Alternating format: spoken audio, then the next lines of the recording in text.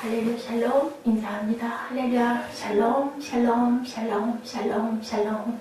하나님 사랑합니다. 여러분 주 안에서 사랑합니다. 이 시편 중에서 가장 짧은 시편 2절로 되어 있어요.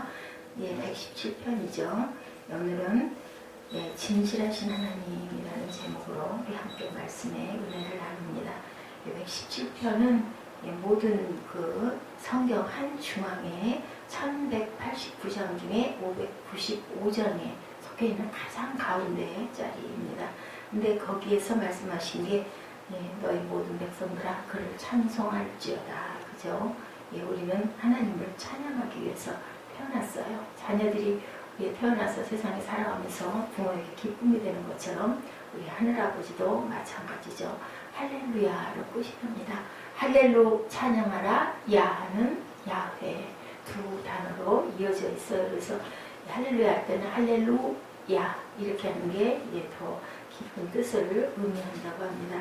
찬양하지 않는 사람들에 대해서 안타까워하죠. 1절에 너희 모든 나라들아 야훼를 찬양하며 너희 모든 백성들아 그를 찬송할지어다.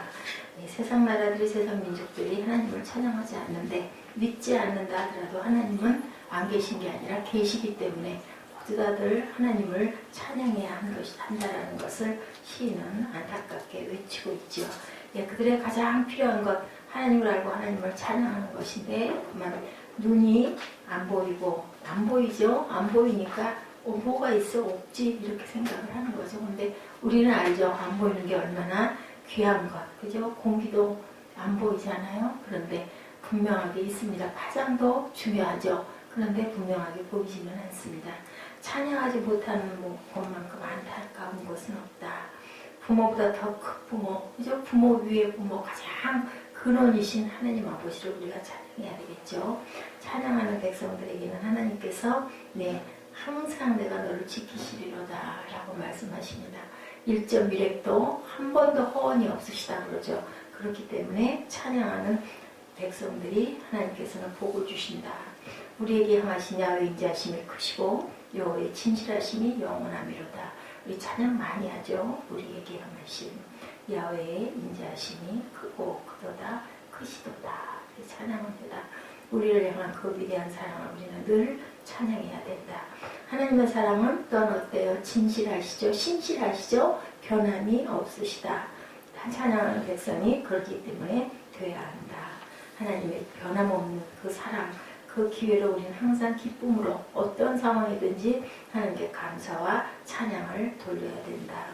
우리에게 향하신 야훼의 진실하심이, 신실하심이 항상 영원하시기 때문이다. 진실하다는 말 에메트 히브리 원어입니다. 이 말의 기본 개념 지지하다, 버티다, 지탱하다. 그러게요. 오래 참는 것처럼 중요한 게 없는 것 같아요.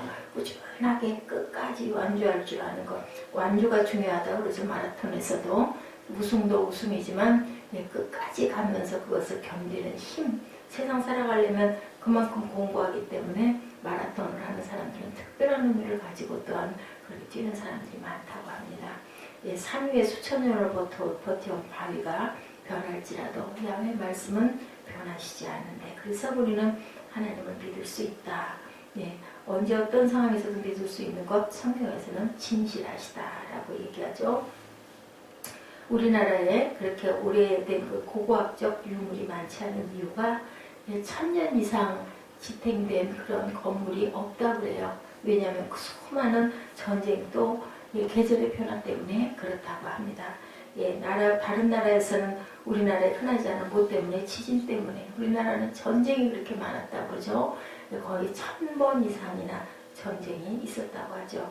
사람들이 한 약속도 지진이나 화재나 온도변화처럼 상황변화가 많아서 약속을 지탱하기가 어렵다.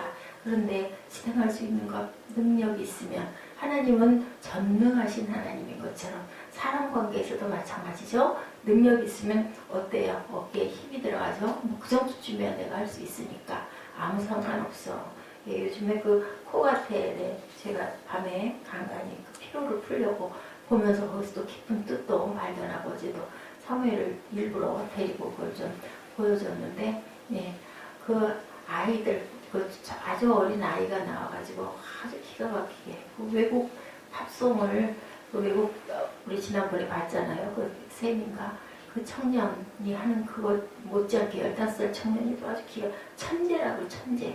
그런데 13살이에요. 사무엘하고 동갑인데 아주 이렇게 의젓하게 기가 막히게 아주 그 밥송을 아주 잘하더라고요. 그건 뭐예요? 근데 아주 여유가 있어요. 그 얘기를 한 이유는 잃어버릴 뻔했는데 너무나 맞아요. 예, 노래를 잘하는 사람은요 힘이 들게 느껴지지가 않죠. 듣는 사람들이 편해요. 왜냐하면 여유가 있기 때문에. 기침 감기가 와가지고 뭐 주사를 맞고 왔다 그러고 엄마가 밖에서 막 손을 모으고 이렇게 기도하는 자세를 하고는 그냥 아주 틀릴까봐 그러고 있는데 아이는 아주 여유 있게 너무너무 기가 막히게 딱 왼손 하나를 가지고 이 흐름을 타는 거죠. 이러면서 하니까 그 심사위원 얘기가 뭐 감기 같은 거는 이름이 건이에요. 예, 건이 학생에게는 아무 상관이 없을 것 같다. 왼손만 건강하면 무슨 상황에도 아주 뭐 사람들이 열광을 해요. 이 이상의 무대는 없을 것 같다라고 얘기를 해요. 너무너무 여유가 있기 때문에 그것은 본인이 그 정도쯤이야 하는 능력을 가지고 있기 때문이다. 제가 제 어린 날 생각을 했습니다. 전혀 힘이 들지 않죠. 근데 그 노래를 잘 못하는 사람은 아주 긴장하고 그죠?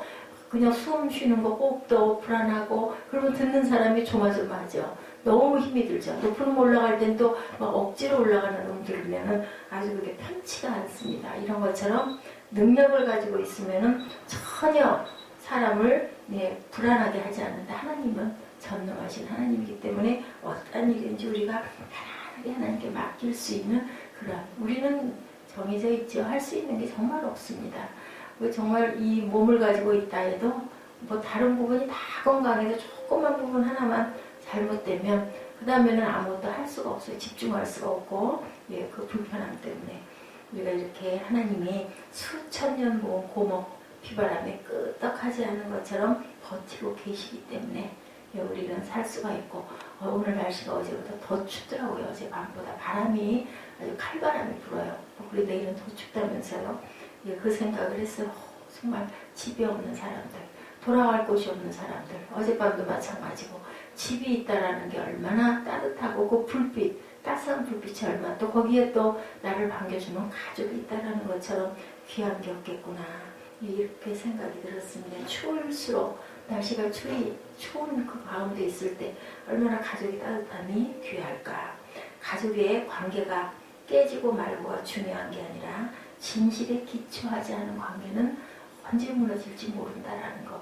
가족은 뭘로 묶여있어요? 혈연으로 묶어져 있기 때문에 흉허물을 다 보죠. 그래서 그냥 가짝 반가운 건 없지만 꾸준하게 흘러가는 그런 정으로 살고 어려운 일 있을 땐 또 어때요? 우리 집안 일이니까 아주 직결된 일이니까 그러기도 하지만 사랑이 있기 때문에 사랑밖에 없는 거죠.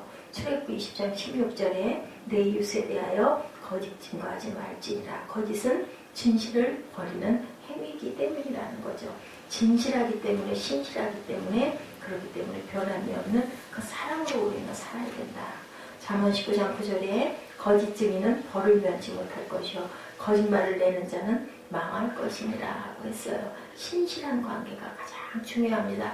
허울만 좋아서 겉껍데기 같은 일본인들이 그렇게 사람들에게 신뢰를 갖지 못한다고 하죠.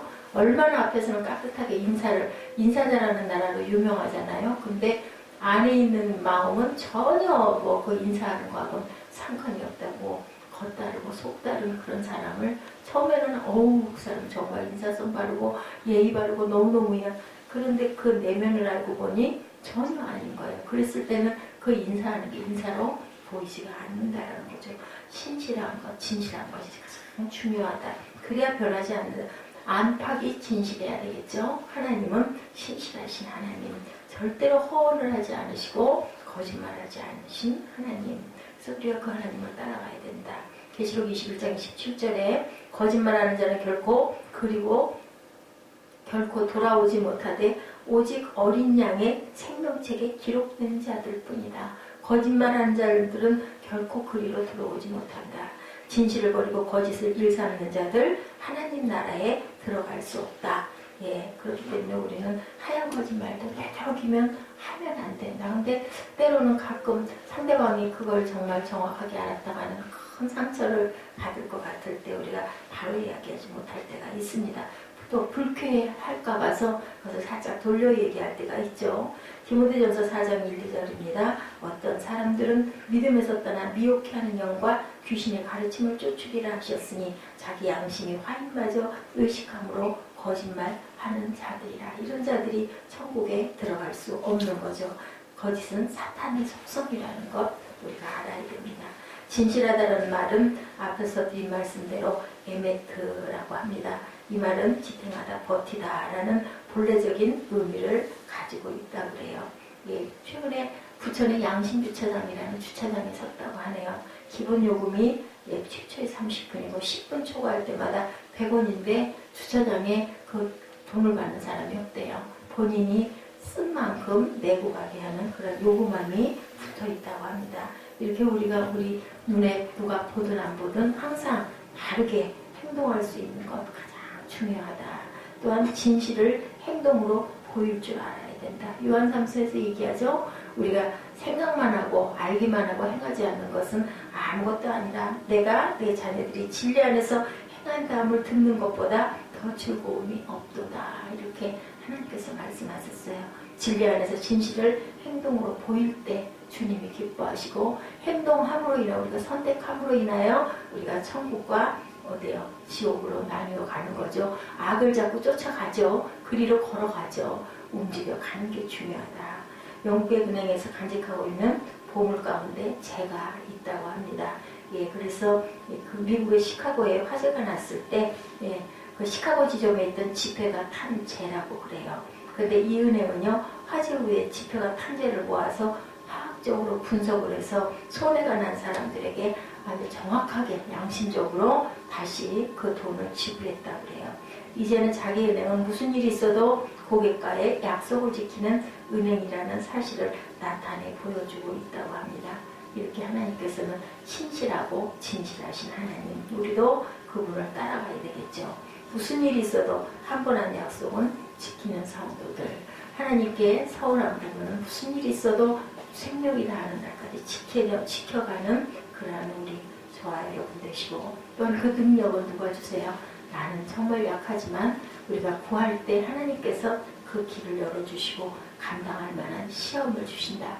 세상은 어쩔 수 없죠. 환난의 바다예요. 그렇기 때문에 우리는 기도하고 가고 어려움이 온다 할지라도 그것이 잔잔해지는 날이 분명히 있을 것이라는 걸 알고 우리가 잘 견디고 인내하고 가는 게 참 중요하고, 우리가 한 번 한 약속은 절대로 잊지 말고, 보이지 않는 것이 없는 것이 아니고 보이는 것이 다가 아니라는 걸 우리가 너무합니다. 그렇기 때문에 우리는 항상 해야 될 것, 야훼를 찬양하며 하나님을 찬송하고 할렐루야 하고 항상 하나님을 높이는 저와 여러분 되시기를 주님의 이름으로 축복합니다. 기도하시겠습니다.